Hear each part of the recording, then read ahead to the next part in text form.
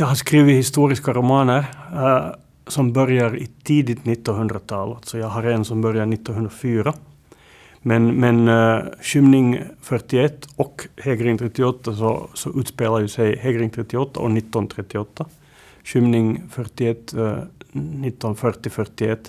Och att skildra just de epokerna, de åren, så gav sig självt på flera olika sätt. Dels är det en otroligt dramatisk tid. Sent 30-tal är ju, fast människorna i nuet, inte kanske förstod det, så är det ju en uppladdning inför andra världskriget.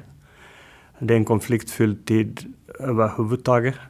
Många historiker menar ju att första världskriget egentligen aldrig tog slut, utan hela perioden 1920-tal, 30-tal är liksom ett slags fortsättning som sen, med en konfliktfylld fortsättning som utmynnar i andra världskriget.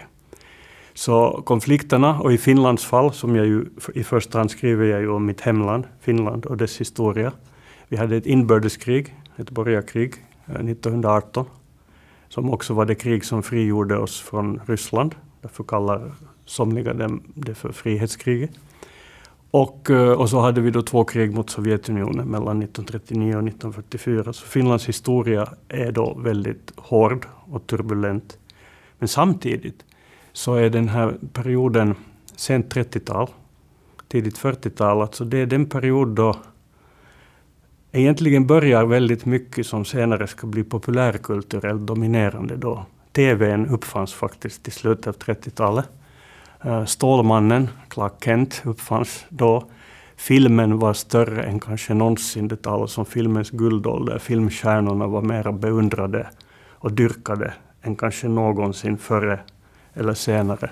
Så där finns liksom samtidigt med det här mullret från kriget, så finns där hela vår moderna världs embryo, eller början, finns där i det sena 30-talet. Jag har alltid kallats holist, det vill säga jag är en människa som tycker att allt hänger ihop. Det här märks på författare också, hur olika vi är i detta hänseende. Det finns författare som tycker om att liksom välja ut ett noggrant avgränsat tema, borra sig in i det, röra sig vertikalt i det tema. Det kan bli böcker som är i en viss mening väldigt knappa, ibland nästan klaustrofobiska, men de blir också fantastiska för att den här koncentrationen och fokuset på ett ämne är så stark. Mitt sätt att skriva är, för mig hänger alltid världen ihop, och privata människors öden, människors, individers vardagliga strävan och den här stora, ofta mycket problematiska historien med samhällsförändringar, krig, krigshot, konflikter, så allt påverkar det här lilla livet, det livet som den vanliga individen försöker leva. Och jag har liksom alltid försökt skriva, nästan alla mina romaner har som ett tema just detta med hur individen, den vanliga medborgaren, reagerar på och förhåller sig till de här väldiga omvälvningarna i världen och samhället som vi alltid måste förhålla oss till på ett eller annat sätt. Jag minns att när jag första gången var med i en bok, det var inte min egen bok utan det var en tankeutväxlingsbok mellan yngre wannabe-författare och äldre etablerade författare. Jag var en av de yngre wannabe-författarna. Och då skrev en kritiker redan alltså första gången jag var med i en bok, 1986 när jag var 25 år, så skrev han att jag var holist liksom och tyckte att allting ska hänga ihop, och han såg alltså ner på det. För det här var en som tänkte vetenskapligt och tyckte att man ska isolera problemen och behandla dem ett i tag. Så det här är bara hur jag ser på världen och hur min hjärna fungerar och hur min själ fungerar. Det avspeglar sig i mina böcker. Det är oundvikligt. Där finns alltid många teman i varje roman. Men jag tycker att jag, när jag har blivit äldre, har blivit bättre ändå på att, ska man säga, tighten up, att liksom täta till. Liksom, och att nu när jag läser mina tidiga romaner så tycker jag ibland det är för mycket. Det är för mycket. Jag kunde ha klippt bort den där anekdoten och så. Men fortfarande så är de liksom i en viss bemärkelse breda romaner. En intressant frågeställning är, kan man längre ge en helhetsbild av en värld så samtidigt sammanbunden och kaotisk som vår? Det finns en tankeriktning, och man ser den ibland i litteraturrecensioner, alltså när kritiker skriver om romaner av den typ jag skriver, just där det finns liksom så mycket. Ta en roman som Tritonus till exempel, som är min näst nyaste roman. Den handlar ju liksom, huvudtemat där är musik och musikerskap och konstnärskap. Men den handlar också om rädslan för terrorism. Där finns klimatförändringarna, klimatkrisen med. Det finns tänkare som menar att vår värld idag, den är helt enkelt för splittrad. Alltså vad de ibland säger är att det är lönlöst att försöka sammanfoga världen till ett helt igen. Men jag kan inte annat. Min hjärna är funtad så att jag vill se sambanden. Att för mig vore det jättefrämmande att det skrivs till exempel fantastiska böcker om klimatkrisen och om vår antropocen och om vårt sätt att liksom hänsynslöst utnyttja och förstöra naturen. Det skrivs böcker som just, ska vi säga, går in liksom, låt oss säga, i en tematik. Vi har just nu i Finland, när jag säger detta, så har vi en stor skandal där ett skogsbolag har kört över en bäck, en å, där en mycket sällsynt pärlmussla lever. Och det finns en författare som har skrivit en roman där just denna pärlmussla har en central roll. Men jag är inte tillräckligt kunnig i biologi eller zoologi eller antropologi för att skriva på det sättet. Så i mina böcker lever människor sitt vardagliga liv, men i de senaste romanerna märker jag tydligt hur klimatkrisen, i synnerhet när jag skriver i samtiden, i nutid, så märker jag att klimatkrisen finns där i människornas medvetande och som ett ständigt dåligt samvete. Liksom. Jag sa nyss att det finns människor som menar att det här holistiska sättet, den här synen på romanen, som en gång när jag var ung minns jag att jag läste en kritiker eller litteraturvetare kalla romanen en megahamster som liksom kan äta allt. Men det är en sanning med modifikation, för att du måste också skära bort, du måste täta till. Alltså romanen ska också ha också när man skriver breda romaner måste man tänka på knappheten och ekonomin i berättande. Så det är inte så okomplicerat som att romanen kan svälja allt. Så naiv är jag inte att jag skulle tro det. Men jag tror att just för att så många människor idag känner ett så desperat behov att förstå hur världen kan vara så här kaotisk och hitta liksom hållpunkter, hitta någonting att ta i. Där tror jag att ett brett grepp på romanen fortfarande kan tjäna ett syfte. Man kan till exempel berätta om den ångest människor känner när de inte får grepp om världen, helt enkelt. Så jag måste ju dessutom, jag vill ju tro på mitt sätt att skriva. För en sak jag lärde mig som ung var att man kan bara skriva på man kan skriva på flera sätt som enskild författare. Man kan hitta nya sidor i sig själv. Men man måste alltid skriva på sådana sätt som är trogna det man innerst inne är. Jag hade en tidig erfarenhet. Jag började som poet. Jag skrev lyrik. Jag var ganska influerad av beatpoeter som Allen Ginsberg och Lawrence Ferlinghetti. Så var jag influerad av poplyriker som Bob Dylan eller David Bowie. Så jag skrev i mitten av 80-talet en poesi som mer öste över 60- och 70-talet än den poststrukturalistiska poesi som då började vara liksom à la mode, eller det som sås som det nya. Och jag fick ganska elak kritik. Man skrev att denna unga man är gammalmodig. Och då, jag var ung, jag ville klara mig, jag ville få en karriär, jag ville bli läst. Så då minns jag hade ju studerat filosofi och sociologi och sådana ämnen, både vid högskola och privat. Så jag försökte under ett års tid skriva dikter som skulle liksom ta upp Michel Foucaults och Jean Baudrillards och Julia Kristevas tankar. Det blev falskt.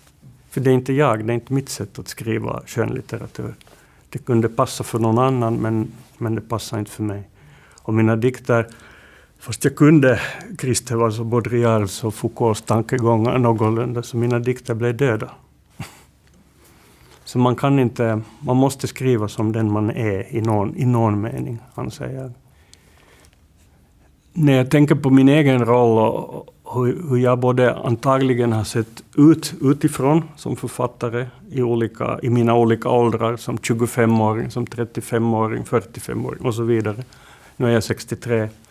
Och också när jag tänker på hur jag har känt mig själv, hur jag har känt mig inuti, så finns det många paradoxer. Alltså om jag nu ser på min författartillvaro så inser jag ju att objektivt sett så har det gått väldigt, väldigt bra för mig. Jag har många läsare i flera länder. Jag har fått fina priser som Nordiska rådets litteraturpris och många andra.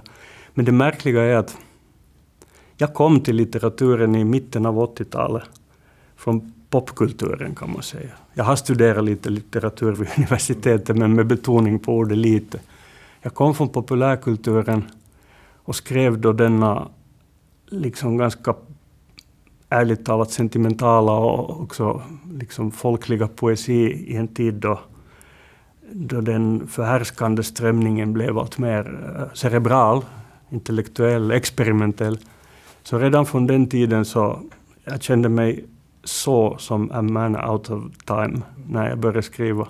Och det har egentligen aldrig lämnat mig. När jag övergick till att skriva prosa så skrev jag först noveller. Då fanns det i svensk litteratur en period som man skulle kunna i efterhand kalla isbergsperioden. Man skulle skriva väldigt knappa noveller där allt är under ytan. Lite som Raymond Carver. Och jag skrev helt annorlunda. Mina noveller var 80 sidor långa. Nästan små romaner. Och som romanförfattare har jag skrivit i en ganska klassisk, psykologisk realistisk stil. Det har inte funnits ett enda ögonblick under min nu nästan 40 år långa författarkarriär då jag har känt mig, jag använder engelska igen, in tune with the times. Liksom aldrig. Jag har ibland tyckt att det har känts tufft, för jag känner mig också, idag är det ju naturligt att jag känner mig främmande för den debatt som unga litteratörer för på stora tidningars kultursidor. Jag menar, de är 25, de är 30, de ska leva i en helt annan värld än jag. Och de gör det. Men det gjorde kanske mera ont när jag var ung och kände att jag passar inte in i min tid. Men samtidigt, jag är väldigt skeptisk mot grupptryck överlag. Jag kan inte med liksom grupptryck egentligen överhuvudtaget. Jag ombads länge gå med i politiken hemma i Finland, men att ställa upp i val. Och jag sa att jag kan inte, för jag skulle aldrig kunna följa gruppdisciplin om jag skulle råka bli invald någonstans.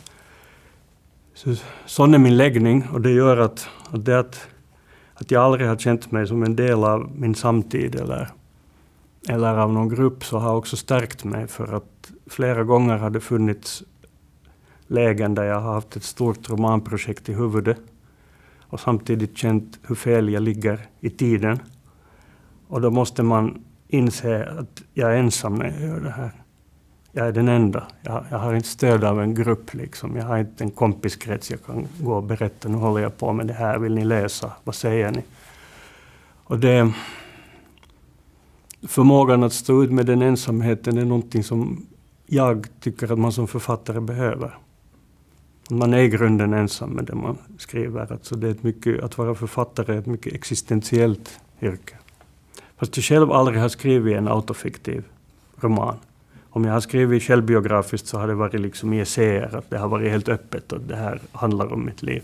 Fast jag själv aldrig har skrivit autofiktion, så jag vill betona till att börja med att jag inte är antagonistisk i den här frågan. Jag skriver själv romaner som somliga till och med kallar gammaldags. Alltså att de har påhittade protagonister och är fiktiva. Men min grundsyn är ju att en bra bok är en bra bok är en bra bok. För att parafrasera Gertrude Stein.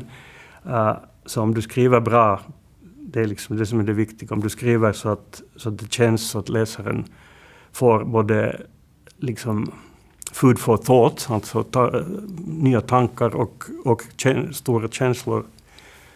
Det är det viktigaste. Men det som jag har kanske reagerat på de här senaste 10-15 åren. Och jag såg ett exempel på detta alldeles för några dagar sedan innan jag kom hit till Louisiana i en stor tidning i Finland. Alltså att kritiker att ibland börjar skriva om romaner som de läser och ser att det är helt fiktiva. Så kan de skriva att detta är välgjort och skickligt skrivet. Men när jag är så van vid autofiktionens blödande hjärta så känns inte dessa påhittade karaktärer så som de borde. Jag har inte sett jättemånga sådana recensioner, men jag har sett dem. Inte bara en utan flera. Och det här tycker jag är bekymmersamt. Det är klart att man kan säga att då har inte den författaren av den fiktiva romanen varit varken tillräckligt skicklig eller lagt tillräckligt mycket av sin egen själ i det. Men jag tror att det finns ett grundläggande, ett annat problem bakom. Det vill säga när det har blivit så vanligt och när det också finns en så stor nyfikenhet hos läsare. Det som det skulle vara mera på, och det är ju mera på riktigt om det har hänt på riktigt.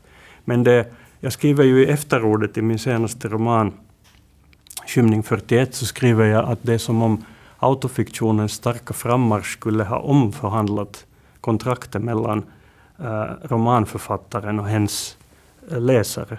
Och så känns det ibland. För den här frågan, jag har placerat mina berättelser i ett realistiskt skildrat Helsingfors. Så redan innan autofiktionens frammarsch, när jag hade skrivit bara några romaner, redan då fick jag ju frågan, alla författare har antagligen i alla tider fått frågan, är det här sant? Har det här hänt? Baserar sig det här på verkliga händelser? Så den frågan har alltid funnits. Men nu ställs den alltså med en större emfas, med mer påträngande än någonsin tidigare. Jag känner det väldigt tydligt som romanförfattare. Jag tycker ibland att när jag säger att till exempel Molly och Henry i Skymning 41 är verkligen uppdiktade gestalter. Jag har inte liksom haft någon förebild vars brevväxling eller biografi jag har liksom följt. Så det är som att folk nästan inte tror mig. Samtidigt är det en komplimang. Om människor säger att den där romangestalten känns så verklig att du måste ha haft en förebild. Och jag vet att jag inte har haft en förebild. Då är det ju en komplimang till mig som romanförfattare. Jag har lyckats med någonting. Men att någonting har hänt inom litteraturen, någonting väldigt stort, en omförhandling de senaste 10-20 åren, det är uppenbart för mig. Vår tid frågar ofta efter autenticitet. Kanske just för att autenticitet på många sätt är en bristvara. Alltså världen har alltid varit en spegelsal. Och också en spegelsal med förvrängda speglar. Det visste redan Lewis Carroll och många andra äldre konstnärer. Men det har ju blivit mer så. Och man kan se framför sig en bild där litteraturen, som för mig är det allra viktigaste, eller konsten överlag, också musiken, alltså det som görs, boken, låten, är liksom bara en liten del, och så finns det här väldiga, spelet runt omkring som handlar väldigt mycket om både gamla och nya medier, men kanske mest om sociala medier. Och det där är en sak som jag ju har sett växa fram från det att jag var ju redan, när Facebook startade till exempel, så var jag redan 45. Jag som är en människa som blir väldigt lätt störd i min rytm. Jag alltid måste isolera mig för att kunna liksom höra mina egna tankar. Jag förstod tidigt att det där måste jag välja bort. Varför måste jag välja bort det? För att mina romaner tar väldigt mycket kraft. För att jag har lärt mig ganska många språk och jag vill fortsätta kunna dem, så jag måste läsa och hålla dem liksom intakta. För att jag älskar att spela musik och spelar i 4 olika band som amatör. Jag har helt enkelt inte tid med hela det här liksom väldiga bruset och surre av reaktioner. Och just det handlar så mycket om känslor. Och jag är själv en märklig blandning. Alltså man ser ju på mina romaner att jag är känslomänniska och att det också där handlar väldigt mycket om känslor. Men jag har samtidigt en cerebral och analytisk sida. Alltså allt detta blixtsnabba reagerande med tummar upp och tummar ner och liksom... Jag är superkritisk också till att konsten mer och mer bedöms med stjärnor och tärningskast och getingar och liksom, varför måste man liksom sätta en siffra på allting? Att någon gör någonting och så är det antingen 2, 3 eller 5 någonting. Äpplen eller apelsiner eller kärnor eller där ni ska... Vi på något sätt...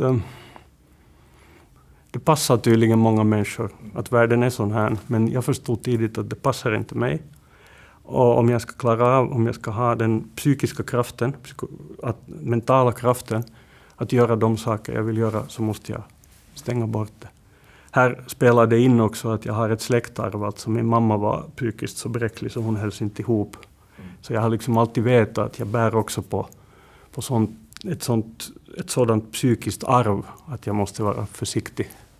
Så för mig att jag har författarkollegor som skriver fantastiska romaner samtidigt som de härjar på Facebook och Instagram och olika ställen hela tiden i olika politiska frågor och alla möjliga frågor, också estetiska frågor. Och jag beundrar dem, men för mig är det en omöjlighet. Jag skulle gå sönder och så skulle jag inte få min bok skriven och så skulle jag bli väldigt ledsen. Klyftan mellan det som en författare liksom gör som huvudsyssla. I mitt fall sitter ensam alltså långa perioder så att jag kan ha perioder på flera veckor när jag skriver på en roman där jag inte träffar någon människa. Jag skickar nog meddelanden till min hustru och till mina söner och sådär, men liksom jag går ingenstans. Jag är på min stuga eller på något residens någonstans och bara skriver. Det är en jätteensam syssla där man måste faktiskt klara av att vara ensam med sig själv. Man ställer ofta författare frågan, vad är det viktigaste? Vad måste man klara av för att kunna bli författare? När jag var ung så gav jag ofta det här svaret som är lite av en kliché. Man måste ha goda sittmuskler, för man måste sitta stilla så mycket. Men det svaret har jag slutat ge. Det är kanske sant det också, men nu säger jag att man måste våga och kunna vara ensam med sig själv och sina egna tankar.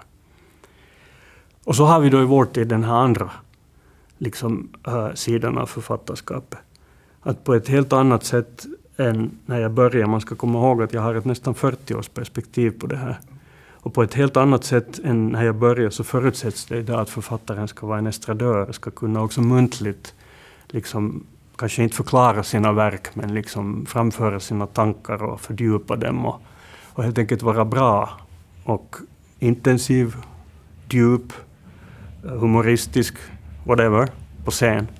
Och här har det skett, alltså förändringen som har skett sedan 1986 då jag debuterade som poet är enorm. Jag vet att det fortfarande finns många författare som har ett motstånd här. Och det finns de som verkligen tycker jätteilla om det. Men fler författare än när jag var ung är också bra på det. Bra på att tala om sina böcker. Bra på att möta en publik.